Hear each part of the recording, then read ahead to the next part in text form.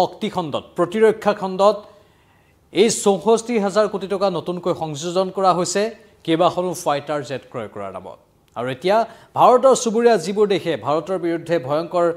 ষড়যন্ত্ৰ ৰচনা কৰি থাকে সেইবোৰ দেশৰ বাবে এতিয়া ভয়ংকৰ আগজাননী নমস্কাৰ স্বাগতম নিউজ 18 অসম নৰ্থ ইষ্টৰী পোনপটীয়া সম্প্ৰচাৰৰ মাজলৈ ষ্টুডিঅ'ত মই প্ৰাঞ্চল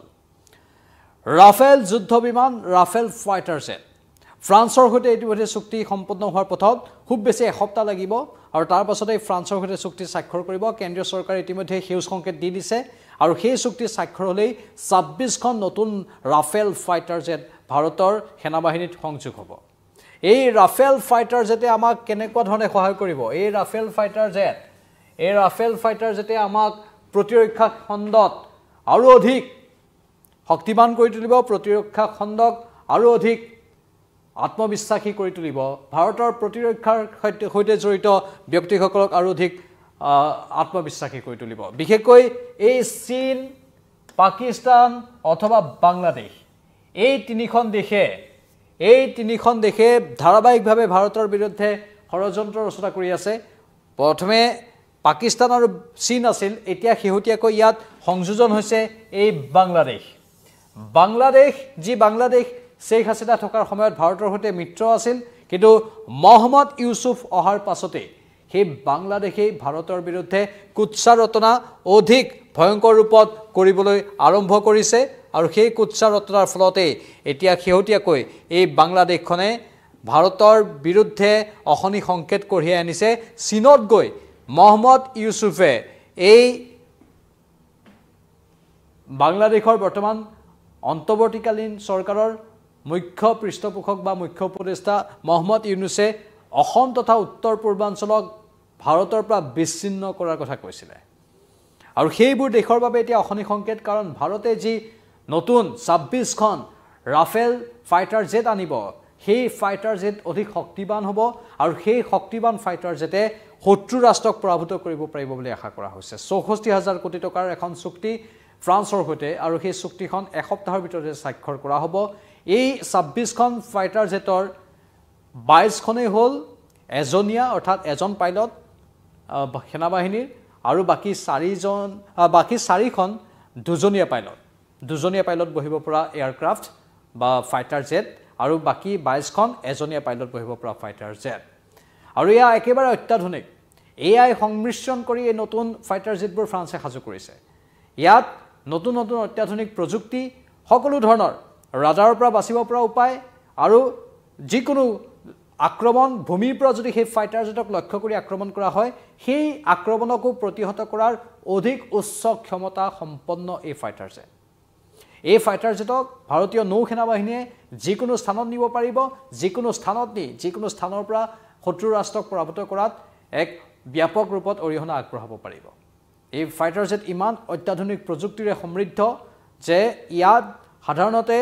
ভূপৃষ্ঠৰ পৰা যদি মিছাইলেৰে আক্ৰমণ কৰা হয় সেই মিছাইলৰ আক্ৰমণক প্ৰতিহত কৰিব পৰা সকলো সা-সৰঞ্জাম মজুত থাকিব ফ্ৰান্সৰ সৈতে এই চুক্তি এসপ্তাহৰ ভিতৰতে স্বাক্ষৰ হ'ব এতিয়া আমি ক'ব বিচাৰিছোঁ যে প্ৰকৃততে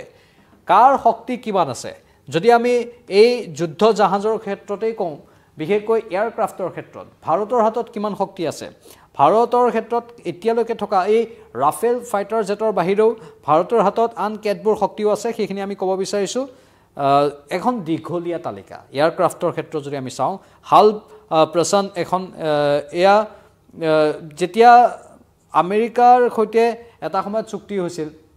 ভাৰতৰ সামৰিক চুক্তি এতিয়াও আছে বাৰু সেই চুক্তিৰ পাছতো বহুকেইখন এয়াৰক্ৰাফ্ট ভাৰতে আনিছিল ভাৰতৰ সেনাবাহিনীত সংযোগ হৈছিল তাৰপিছত ৰাছিয়াৰ সৈতে ভাৰতৰ চুক্তিটো আছেই ভাৰতৰ এটা সুহৃদ বা ভাল সম্পৰ্ক আছে ৰাছিয়াৰ সৈতে তেওঁলোকৰ পৰাও বহুত এয়াৰক্ৰাফ্ট আনিছে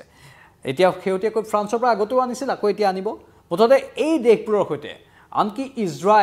ইজৰাইলৰ সৈতে ভাৰতৰ সামৰিক চুক্তিখনো অধিক শক্তিবান সেই ইজৰাইলৰ পৰাও ভাৰতে বিভিন্ন মাৰণাস্ত্ৰ আনি থাকে বিভিন্ন অস্ত্ৰ-শস্ত্ৰ আনি থাকে বিশেষকৈ শত্ৰুক পৰাভূত কৰিবলৈ আৰু সেইবোৰ ভাৰতে কেৱল প্ৰয়োজনত প্ৰয়োগ কৰে এনেই মানুহক শ্ব' অফ কৰি মানুহক দেখুৱাই বা অন্য দেশক ভয় খুৱাবলৈ দেখুৱাই সেইবোৰ কেতিয়াও সন্মুখত ৰাখি নাথাকে সেইবোৰ সময়ত যেতিয়া প্ৰয়োজন হয় সেই সময়ত প্ৰয়োজন হোৱা শক্তিবোৰ ভাৰতবৰ্ষৰ সেনাবাহিনীয়ে ব্যৱহাৰ কৰে হাল প্ৰচন বুলি যিটো এয়াৰক্ৰাফ্ট সেই এয়াৰক্ৰাফ্ট অধিক ক্ষমতা সম্পন্ন ভাৰতৰ সেনাবাহিনীৰ হাতত মজুত আছে এই হাল প্ৰচণ্ডৰ এখন হেলিকপ্টাৰ হয় এটেক হেলিকপ্টাৰ সাধাৰণতে আমি এয়াৰক্ৰাফ্ট বুলি ক'লে পোনপটীয়াকৈ এই নিৰ্দিষ্ট ফাইটাৰ জেটবোৰকে বুজো কিন্তু হাল প্ৰচণ্ড হ'ল হেলিকপ্টাৰ ফাইটাৰ হেলিকপ্টাৰ বুলি ইয়াক কোৱা হৈছে এই ফাইটাৰ হেলিকপ্টাৰে এয়াৰক্ৰাফ্টৰ সমান্তৰালকৈ নহয় এখন এৰোপ্লেনৰ সমান্তৰালকৈ নহয় কিন্তু ঠিক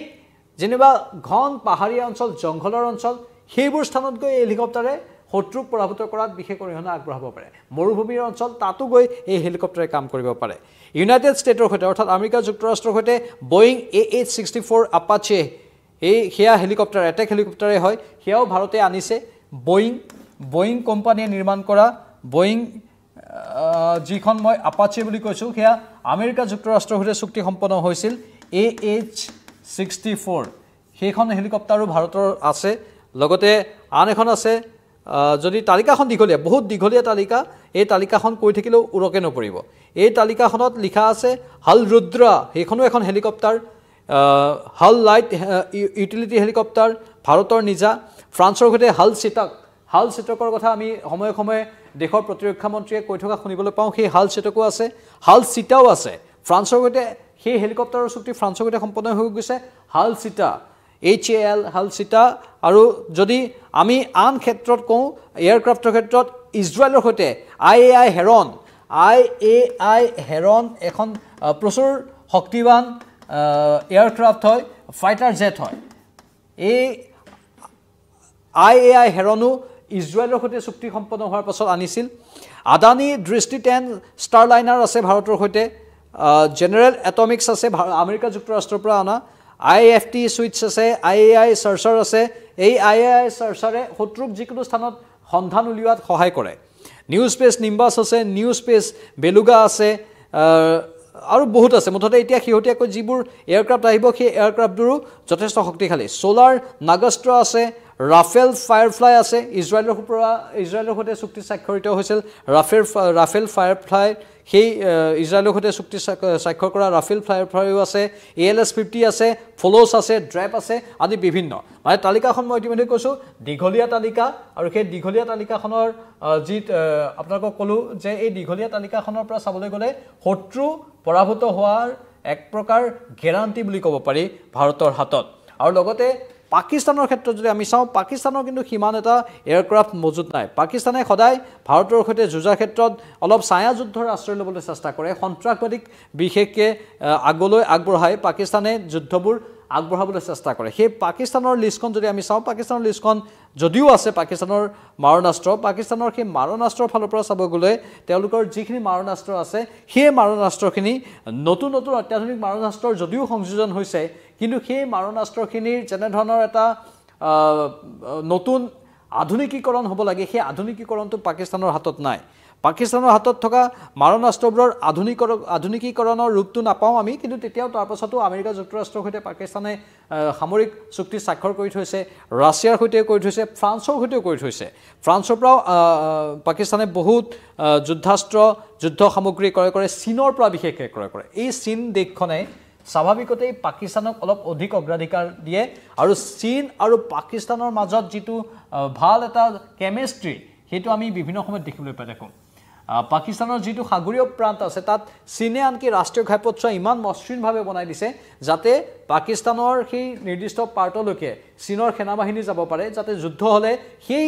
প্ৰান্তটো চীনে ব্যৱহাৰ কৰিব পাৰে চীনে আওপকীয়াকৈ পাকিস্তানক যদিও সহায় কৰি দিছে ফাণ্ডৰ ফালৰ পৰা আন কেতবোৰ ফালৰ পৰা কিন্তু চীনে তাত নিজৰ লাভালাভটো বেছি চাইছে বাণিজ্যিক সামুদ্ৰিক যিবোৰ বাণিজ্য আছে সেই সামুদ্ৰিক বাণিজ্যৰ বাবেও চীনে পাকিস্তানৰ এই বন্দৰবোৰ ব্যৱহাৰ কৰিব যাৰ বাবে তাত চীনৰ এটা বৃহৎ হাজাৰ কোটি টকীয়া প্ৰকল্প ইতিমধ্যে ৰূপায়ণ কৰা হৈছে পাকিস্তানৰ ক্ষেত্ৰত কি মাৰণাস্ত্ৰ আছে পাকিস্তানৰ ক্ষেত্ৰত ফ্ৰান্সৰ পৰা লোৱা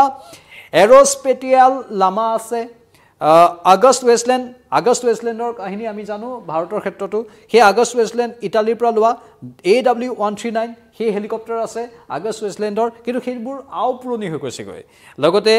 এৰ'স্পেটিয়েল লামা যিটো ফ্ৰান্সৰ পৰা লৈছিল সেই হেলিকপ্টাৰবোৰ পুৰণি হৈ গৈছেগৈ যদি ফাইটাৰ জেটৰ আমি কথা চাওঁ ফাইটাৰ জেটৰ ক্ষেত্ৰত গল্ফষ্ট্ৰীম 4 আমেৰিকা যুক্তৰাষ্ট্ৰৰ পৰা লোৱা এখন ফাইটাৰ জেট হয় সেই গল্ফষ্ট্ৰীম বুলি কোৱা হৈছে সেই গল্ফষ্ট্ৰীম 4 Gulfstream 4 যিখন ফাইটাৰ জেট আছে সেই ফাইটাৰ জেটখনো এতিয়া বৰ্তমান আউপুৰণি হৈ গৈছে সেই ফাইটাৰ জেটখনে সাধাৰণতে প্ৰায় পাকিস্তানে নিজৰ যুদ্ধবিৰত প্ৰয়োগ কৰে আৰু নেসকম বুৰাক আছে পাকিস্তানে সেই ফাইটাৰ জেটখনো ব্যৱহাৰ কৰে এনে ধৰণৰ বিভিন্ন আছে কিন্তু যিবোৰ পাকিস্তানৰ যুদ্ধাস্ত্ৰ আছে বা ফাইটাৰ জেট আছে সেইবোৰ প্ৰায় আউপুৰণি হৈ গৈছে গৈ সেইবোৰ লাহে লাহে ক্ৰমা ভাৰতে যিবোৰ নতুন প্ৰযুক্তি ব্যৱহাৰ কৰি আছে তাৰ তুলনাত কৰবাত নিস্তেজ যেন অনুভৱ হয় এতিয়া শেহতীয়াকৈ ভাৰতে যি ৬৪,০০০ কোটি টকা ফ্ৰান্সৰ সৈতে চুক্তি স্বাক্ষৰ কৰিছে কেৱল মাত্ৰ এই ফাইটাৰ জেটৰ ক্ষেত্ৰতে নহয় প্ৰথম অৱস্থাত ২৬খন ৰাফেল ফাইটাৰ জেট আহিব সেই ৰাফেল যুদ্ধ জাহাজে বা যুদ্ধ উৰা জাহাজে ভাৰতক বহু সহায় কৰিব ভাৰতৰ প্ৰতিৰক্ষা খণ্ডক অধিক শক্তি দিব আৰু সেয়া নিজৰ প্ৰয়োজন অনুসৰি ভাৰতীয় নৌসেনাই ব্যৱহাৰ কৰিব পাৰিব তাৰ বাহিৰেও আন কেতবোৰ নতুন যুদ্ধাস্ত্ৰ ভাৰতে আনি আছে ক্ৰয় কৰি আছে বা চুক্তি সম্পন্ন হৈছে ইজৰাইলৰ সৈতে লগতে ৰাছিয়াৰ সৈতেও আৰু আমেৰিকা যুক্তৰাষ্ট্ৰ এতিয়া ডোনাল্ড ট্ৰাম্প অহাৰ পাছত আমেৰিকা যুক্তৰাষ্ট্ৰই বহুত শুল্ক নীতি আৰোপ কৰি দিছে বহু কেইখন দেশৰ ওপৰত কিন্তু ভাৰতৰ ক্ষেত্ৰত কিছু শুল্ক নীতি অলপ চাইচিতি প্ৰয়োগ কৰিছে ভাৰতৰ যিবোৰ মেডিচিন খণ্ড আছে ভাৰতৰ মেডিচিন খণ্ডৰ এটা বৃহৎ অংশই আমেৰিকা যুক্তৰাষ্ট্ৰৰ চাহিদা পূৰণ কৰে তাত শুল্ক সিমান এটা আৰোপ কৰা নাই আৰু সেই শুল্কৰ যি প্ৰক্ৰিয়া সেয়া প্ৰতিৰক্ষা ক্ষেত্ৰতো বা এই অস্ত্ৰ শস্ত্ৰ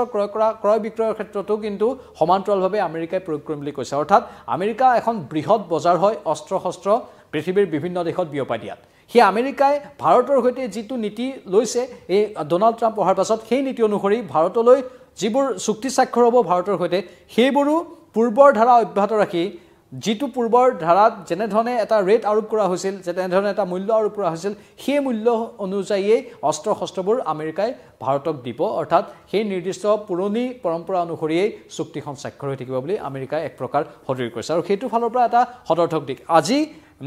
নিউজ 18 ৰাইজিং ভাৰতত এছ জয়শংকৰ বিদেশ মন্ত্ৰীয়ে এটা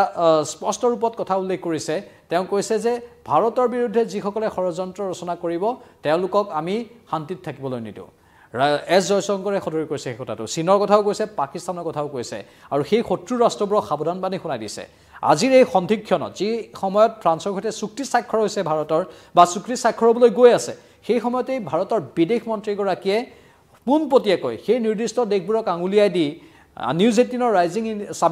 ৰাইজিং ভাৰত সামিটত যিখিনি কথা ক'লে সেইখিনি কথা গুৰুত্বপূৰ্ণ তেওঁ ইংগিত দি দিছে যে শত্ৰু ৰাষ্ট্ৰই ভাৰতবৰ্ষৰ বিৰুদ্ধে যিমানেই ভয়ংকৰ ষড়যন্ত্ৰ ৰচনা নকৰক কিয় সেইবোৰক প্ৰতিহত কৰিবলৈ ভাৰত সম্পূৰ্ণৰূপে সাজু আৰু বাংলাদেশৰ অন্তৰ্বৰ্তীকালীন চৰকাৰৰ মহম্মদ ইউনুছৰ দৰে ব্যক্তিক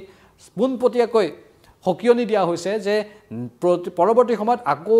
যাতে তেওঁ এনেধৰণৰ কথা নকয় চীনত শেহতীয়াকৈ যিটো কথা কৈ আহিছিল উত্তৰ পূৰ্বাঞ্চলক ভাৰতৰ পৰা বিচ্ছিন্ন কৰাৰ ক্ষেত্ৰত সেই কথাটো নকবলৈ অন্তিম সকিয়নি দিয়া হৈছে তাৰ পাছতো যদি বাংলাদেশে তেনেধৰণৰ নীতি তেনেধৰণৰ যদি কিছু ষড়যন্ত্ৰ অব্যাহত ৰাখে হয়তো তাৰ পৰিণাম ভোগ কৰিবলৈ তেওঁলোক সাজু থকাটো ভাল আপোনালোকৰ মতামত কি কমেন্ট বক্সত কমেন্ট কৰি জনাওক আৰু আমি সকলোৱে কমেন্ট বক্সত জয় হিন্দ বুলি লিখাটো প্ৰয়োজন পৰৱৰ্তী সময়ত আকৌ আহিম চাই থাকক নিউজ 18 অসম নৰ্থ ইষ্ট নমস্কাৰ